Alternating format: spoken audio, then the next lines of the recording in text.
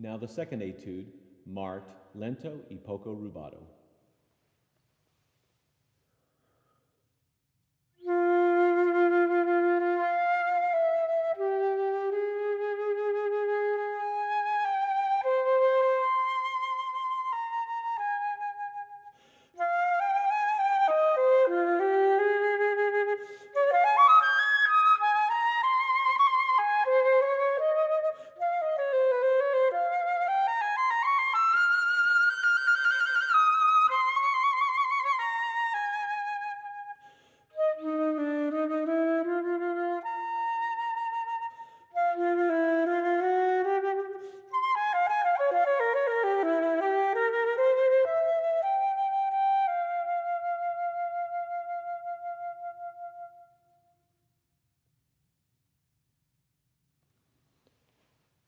It's a lovely little etude that has a lot of possibilities when it comes to how dynamic and how lyric you can be. The first thing is we get to play the most emotional interval in music, which is the octave.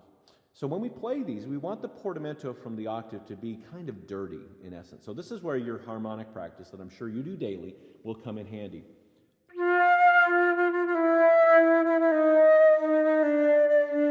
So as we play up to those octaves,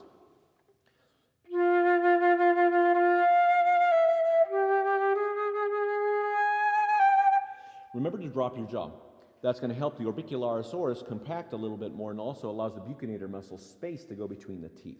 But in so doing, it's going to allow you to keep the vibrato going throughout that entire lyric little spot. And that's how you want to captivate the listener's sort of attention. The next thing, when we play the arpeggio that happens in the third bar, keep the vibrato moving. Use the vibrato to kind of delineate your pickup notes.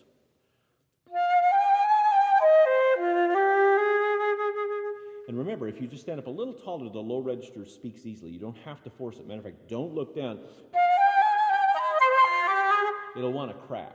So just simply stand up nice and tall, be as tall as you can. Upright will really help. In playing the sextuplet arpeggio there, that very, very lovely ninth chord that we're going to play, keep the vibrato going through the entire time, but then move through, use the last little bit of crescendo from the E flat G natural to get the A flat in the following bar.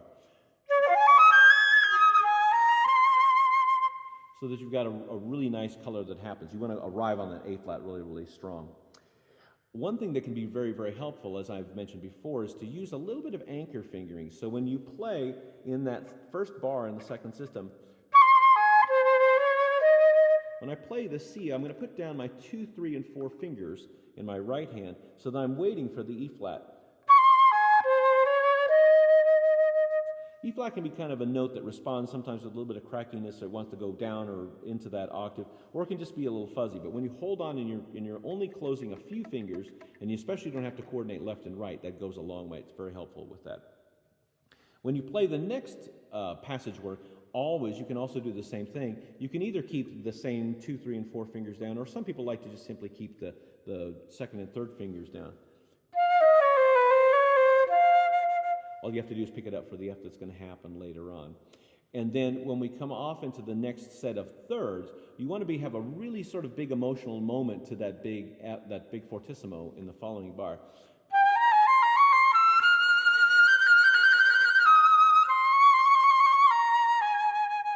Now, for that top F, F can be a compact trill. By that I mean if you play it just with the regular F fingering,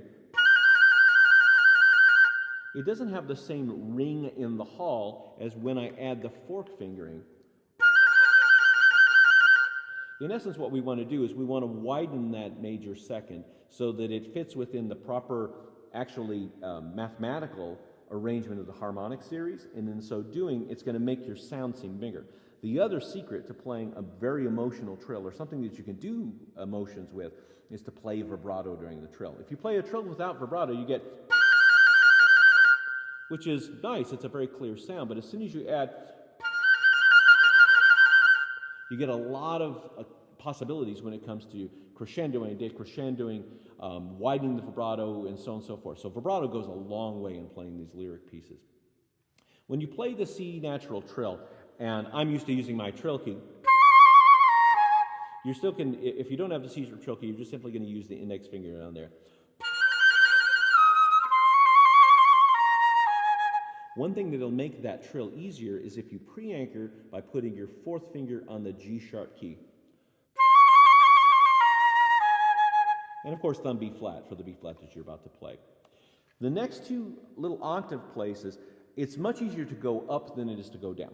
So this is where you have to use that body motion to help you out. In order to play from the E flat into the staff, into the E flat in the bottom of the staff, simplest thing to do is to keep your knees bent when you start from the A flat, and then simply stand up from the E flat in the staff through the low E flat when you close the index finger.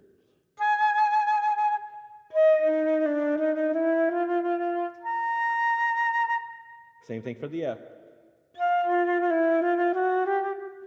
People make the mistake sometimes of going down on there, and it's either going to come out as only loud or sort of raucous, and actually the harmonic spectrum is compressed, because as you listen on our recording studio, you'll hear it doesn't project as much as. All you have to do is to judge your quality of sound is listen to the ring in the room. It's hard to do in a practice room because they're designed to keep you from losing your hearing, not necessarily to hear yourself well, but if you practice it in even a classroom, something that has some ambience to it, you'll be able to make great musical decisions as to what you want to do with vibrato, tongue color, dynamics, articulation, all those sorts of things, because that's where you're going to be auditioning anyway. So as we finish those two octave motions right there, when you play the hemiola 30 seconds, again, play them really, really clearly, but then as the poco retardando is written there, really play a retardando to impede, to retard the motion. We want to, it's actually quite much more abrupt than a rallentando would be. So really count that all the way out, even through the very, very final F. The retardando doesn't stop actually until you get to the double bar. That was the old band directorism that I learned growing up in Texas, is that you just simply want to have the last rest counted out fully before you even lower your flute.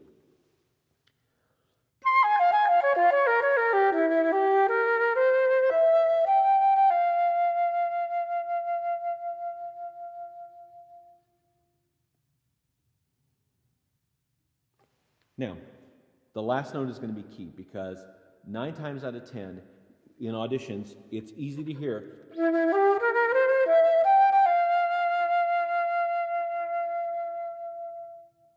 where the F becomes an F minus. So to avoid that, especially if you have a French model flute, the reason why it's called a French model flute is because of the holes.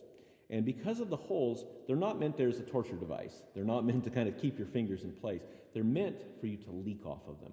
So when I play that final F, all I'm going to do is move or roll my finger off of the key towards the embouchure hole by simply coming up this way. You can actually even just lean your finger against the B flat lever here. And in so doing, it's going to keep the pitch from dropping. You have to practice it and measure out where it is, but in this way, you can also keep your vibrato going.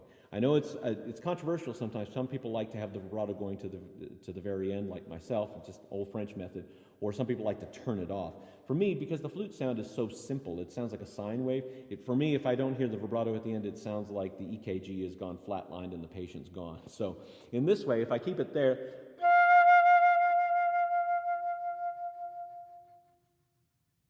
I can have that really captivating moment, because that's what you want. You want the audience to just be breathless with that final note that you play. If you don't have a French model flute, or even if you do, there is one other thing you can do to keep the F from going flat, and that's use what I call the Swiss Army knife key on the flute, and that's the second trill key. All you do during the F is you slightly, very carefully close that key. Actually, it's one of the places where I'll violate good hand position by simply taking my finger, pushing it against the rod, and then just barely leaking it as carefully as I can. I'm holding the flute really, really well, but in that way, it's going to keep the F from going flat as well.